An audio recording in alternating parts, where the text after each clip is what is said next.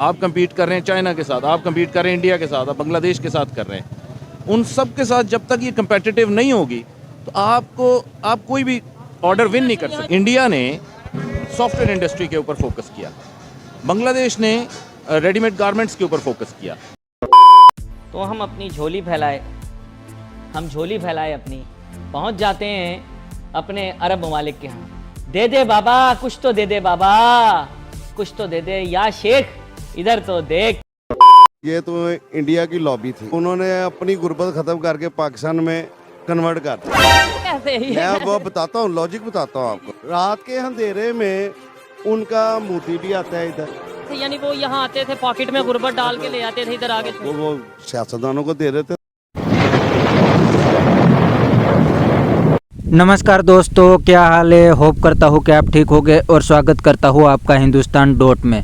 तो दोस्तों, इंडिया और स्विट्ज़रलैंड के बीच ट्रेड और इन्वेस्टमेंट को लेकर 16 साल से एक नेगोशिएशन चल रहा था।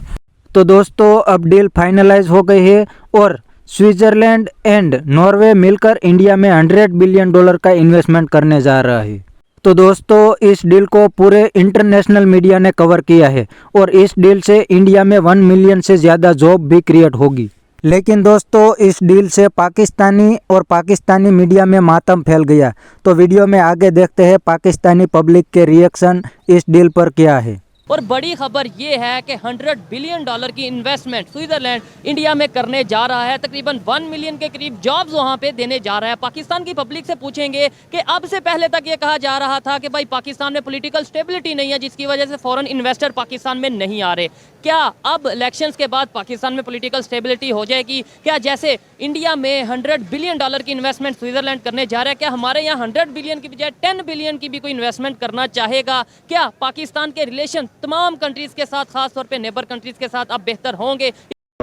टॉपिक हमारा ये है, पाकिस्तान में हो गया इलेक्शन, क्या पॉलिटिकल स्टेबिलिटी आ जाएगी? एक तो ये चीज़, और दूसरे नंबर पे भी खबर ये है $100 बिलियन की इन्वेस्टमेंट जा रही है इंडिया में स्विट्जरलैंड की तरफ से। क्या पाकिस्तान में इस तरीके से इन्वेस्टमेंट आ सकती है, पॉसिबल है या नहीं? इसका इस तरह से है कि आपके फ़र्ज़ करें इलेक्शन हो गए, आप पूछ रहे हैं इन्वेस्टमेंट क्यों नहीं आती। जब आपकी प्रोडक्शन इस कदर महंगी हो जाएगी, आपके बिजली इस कदर एक्सपेंसिव है, आपके पास एक्सपीरियंस लेबर फोर्स नहीं है, आपका जो मुल्क के अंदर लोग हैं वो इन्वेस्ट करने को तैयार नहीं है, तो बाहर से कैसे कोई आएगा? तो जब ये तमाम चीज़ें रिजॉल्व होंगी, इन चीज़ों का रिजॉल्व इस तरह होगा कि जब आप एक स्टेबल गवर्नमेंट आती है, वो इसके ऊपर लॉन्ग टर्म जो है वो प्लानिंग करती है, जिससे आपके एनर्जी और आप मुख्तलिफ सेक्टर्स को सपोर्ट करते हैं। फॉर एग्ज़ाम्पल, आपने पिछले दौर में देखा टेक्सटाइल सेक्टर को हमने सपोर्ट किया। वो किस तरह किया? उनके प्राइस कंपेटिटिव बनाई इंटरनेशनल लिहाज से, जिसमें आपने देखा। जी, मैं आपकी बात को काट रहा हूँ। आपने बोला लास्ट हमने पिछले दौर में टेक्सटाइल सेक्टर को थोड़ा सपोर्ट किया, लेकिन टेक्सटाइल इंडस्ट्री यहाँ से बंद होकर बांग्लादेश जा रही है। हमने कैसा देखिए, इन्वेस्टर को तो जहाँ से पैसा मिलेगा वो वहाँ चला जाएगा, लेकिन अगर यहाँ पर उसकी वो कम्पीट ही नहीं कर सकता, आपने कोटेशंस भेजनी है बाहर और दुनिया से लोग उन्हें उस पर कोट करना है, तो आप कंपेटिटिव ही नहीं होंगे, आपके रेट से उसके मुताबिक नहीं हो सकते। आपको तो एनर्जी उस तरह अवेलेबल नहीं है, आपके मशीन्स उस तरह नहीं है। और दूसरे नंबर पे जो मेन बात इन्होंने की है, जिससे मैं थोड़ा सा शॉक हूँ, कि वर्क फोर्स लेबर जब तक किसी भी कंट्री में नहीं होगी, हालांकि पाकिस्तान दुनिया का छठा बड़ा कंट्री है आबादी के लिहाज से, लेकिन यहाँ पे शायद उस तरीके से स्किल लेबर नहीं मौजूद है जो कि हमें इंडिया में या बांग्लादेश में देखने को मिलती है। स्किल लेबर जो है ना वो डेवलप की जाती है किसी भी सेक्टर के अंदर। अगर फॉर एग्जांपल आपको पहले प्लानिंग होती है आपके पास कि हमने कितने इंजीनियर पैदा करने, कितने टेक्नीशियन पैदा करने, कितने लेबर पैदा करने, और जो इंजीनियर, जो टेक्नीशियन, जो लेबर पैदा हो, उसे पाकिस्तान में रखना भी है। ये ना हो कि वो ब्रेन ड्रेन हो रही है सारे पाकिस्तान से बाहर। जी बिल्कुल नहीं। ब्रेन ड्रेन देखें, ब्रेन ड्रेन जो है वो थोड़ी एक्सपोनेंशियल हुई है इस दफ़ा हमारे मुल्क में, लेकिन हर मुल्क में होती है। थर्ड वर्ल्ड कंट्रीज़ में जाते हैं लोग, लेकिन स्टिल आपके पास ऐसी वर्क फोर्स मौजूद होती है। आप ट्रेन करते हैं, फ्रेश लोगों को ट्रेन करते हैं ताकि वो उस इंडस्ट्री की खपत को पूरा कर सकें। तो पूरा सिस्टम, एक चीज़ के ऊपर आप नहीं इसको रिलाई कर सकते, आपको पूरा सिस्टम डेवलप करना पड़ेगा। इस तरह की मुख्तलिफ इंडस्ट्रीज़ जो आप आइडेंटिफाई करते हैं कि ये मेरी टॉप 10 इंडस्ट्रीज़ हैं जिसको मैंने ग्रोथ करनी है। इस तरह आप ले लीजिए ऑटोमोटिव सेक्टर है, तो वो आपका जो ऑटोमोटिव सेक्टर के लिए जो टेक्नीशियंस हैं और जो आपकी टेक्नोलॉजी आपको चाहिए, आप वो इम्पोर्ट करते हैं, वो आप यहाँ लगाते हैं, वो आप लोग उसके लिए ट्रेन करते हैं। तो जब तक आपका वो चीज़ें तमाम की तमाम कंपेटिटिव नहीं होती, ग्लोबल मार्केट के साथ, जिनके साथ आप compete करते हैं, आप compete कर रहे हैं चाइना के साथ, आप compete कर रहे हैं इंडिया के साथ, आप बांग्लादेश के साथ कर रहे हैं, उन सब के साथ जब तक ये competitive नहीं होगी तो आप कोई भी ऑर्डर विन नहीं कर यहाँ सकते, शायद आना नहीं चाहेगा। आना ही नहीं चाहेगा, बल्कि आपके मुल्क के इन्वेस्टर इस पर इन्वॉल्व नहीं होंगे।